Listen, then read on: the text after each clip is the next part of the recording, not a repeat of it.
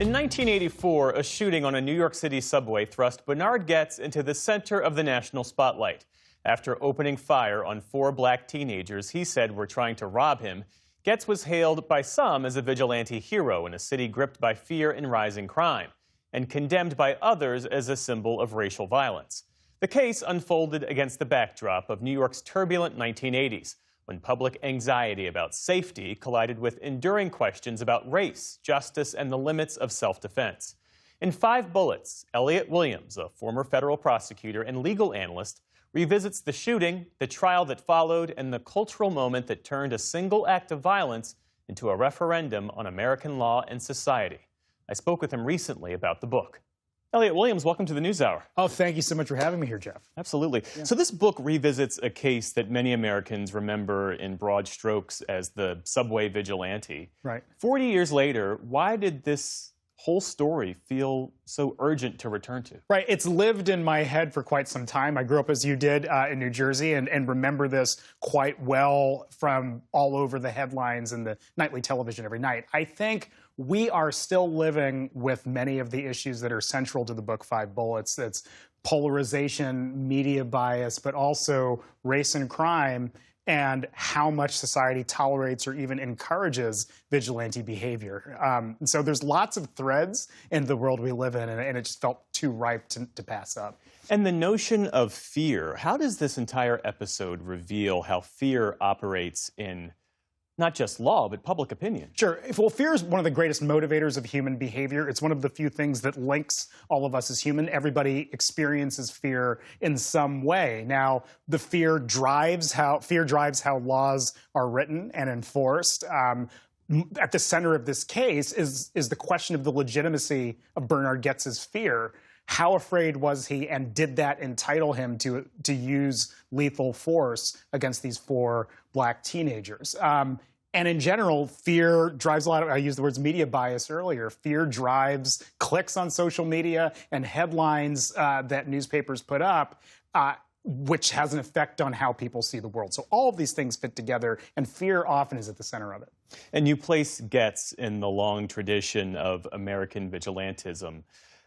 Why does this idea of the armed citizen taking matters into his own hands, why does this loom so large in the American imagination? Right. So going back to the country's founding, the idea of individual defense or self-defense or public defense has been really part of what makes America, whether folks want to agree with that or not. It's enshrined in the Constitution. The country won its independence after a very vicious civil war. And violence, oddly, and perhaps at times tragically, is who we are as Americans. Now, there's a long tradition of Americans almost making a fantasy or fetish out of vigilantes, from films like Death Wish, which really Bernard Goetz gets called the Death Wish vigilante by the New York Post, and that becomes his nickname, to the way that society lifts up men, usually white men, who engage in vigilante behavior. Kyle Rittenhouse was more of a celebrity than many people at the time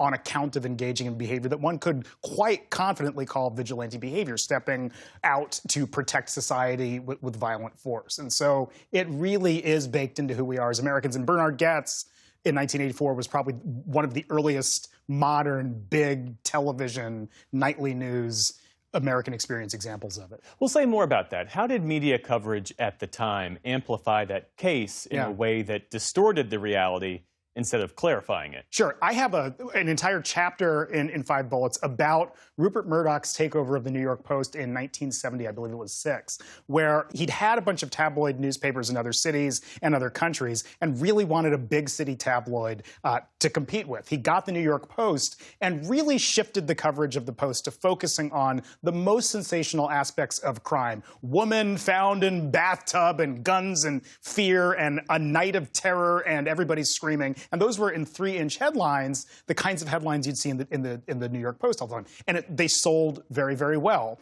In New York, the Daily News and Newsday, other tabloids people would read every single day, would sort of follow suit. And it became an arms race in the 1980s to have the most sensational, most violent, most shocking headlines.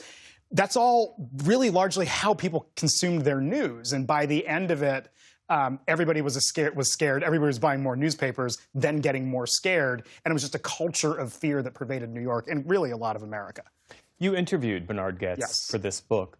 What surprised you the most about how he sees himself in that day all these years later? Right. He regards himself as having committed an act of public service. And I asked him that question, and he's almost proud or indignant about how the appropriateness of his actions. So that was something that stunned me. I would have thought that even if he did not feel he was guilty of a crime, and he was acquitted of violent crime charges in 1987, even if he didn't feel he was guilty, I would have thought there might have been some self-reflection, and there was absolutely none, number one. Number two, I was shocked the extent to which he, speaking to a black man, was willing to not use ethnic slurs or really go there, but to say things that would not be acceptable in mixed company. I was just shocked by his comfort and looseness in speaking with him. And then, I guess three, he's obsessed with the 1980s. Mario Cuomo came up more in this conversation than with anybody I've talked about in a long time. He's just obsessed with liberal leaders, the 1980s, and how the fat cats and the politicians and the media are all in cahoots and aligned against us. This book humanizes an event often described and discussed in abstractions. Yeah. What do you want readers to carry forward from this story?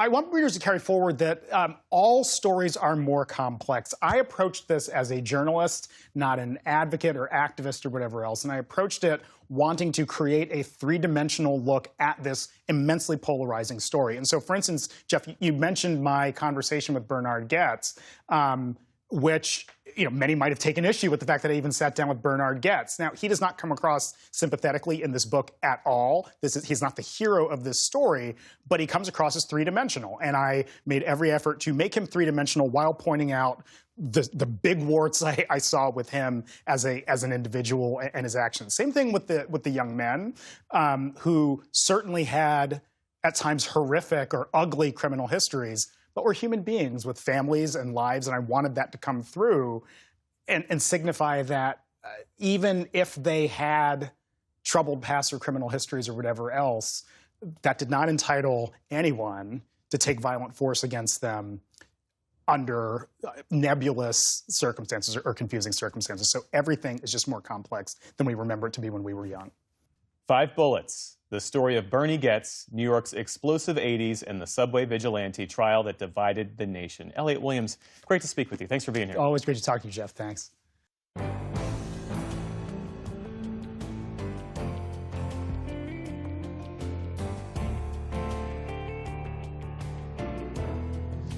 Wait just a second. We have one more thing to share. We want to say a heartfelt thank you for watching and supporting PBS News. Without you, we simply wouldn't be able to provide the news and the information that you trust. So thank you from everybody here at PBS News. Support journalism you trust. Support PBS News. Donate now, or even better, start a monthly contribution today.